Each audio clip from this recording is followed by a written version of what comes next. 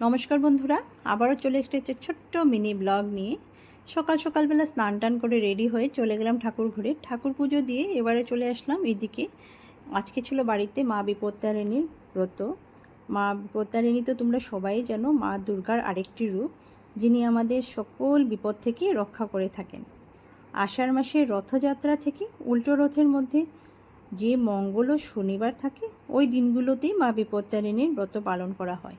তো যেহেতু আজকে শনিবার ছিল, তো আমরাও এই ব্রতটা আজকেই করে নিচ্ছিলাম। তো এইদিকে আমি ঠাকুরের সব কিছু ফল টল কাটাকাটি করছি, কারণ মা বলছিল তুমি এইদিকে করে নিয়ে সব কিছু ঠাকুরের, আর ওইদিকে রান্নাঘরে সব কিছু আমি করব। তো মা দেখো রান্নাঘরে সব কিছু করে চলেও এসছে, আর এইদিকে আমি ফল টল কাটতে আমার অনেকটা লেট হয়ে গেছিলো, কারণ অনেক রকমের ফল ছিল, 13 রকমের ফল টল থাকে, তো সব ফুল ফল সব কিছু রেডি করতে আমার অনেকটা লেট হয়ে গেছিলো। তো এইদিকে মা এসে আমাকে জিজ্ঞেস করছে তোমার হয়ে গেছে? আমি বলছি হ্যাঁ হ্যাঁ হয়ে গেছে, অল্প বাকি ছিল। তো মা আসার পরে একটু জাস্ট ধূপ জ্বালালাম, আর এদিকে প্রদীপটা জ্বালানো বাকি ছিল। তারপরে আমি আর মা মিলে দুজনে পুজো দিচ্ছিলাম। তো এইদিকে আমাদের দুজনের পুজোটাও হয়ে গেল।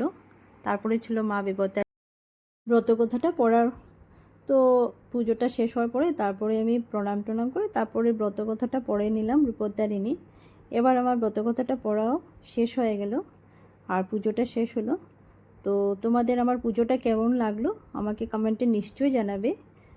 আর তারপরে আমি চলে আসলাম রান্নাঘরে। তো এসে দেখলাম মা এদিকে খিচুড়িও বানিয়ে রেখে দিয়েছে।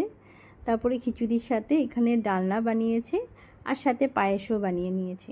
আর ছিল পাঁপড় ভাজার বাকি, তো ওইটা পরে বললো কি গরম গরম ভেজে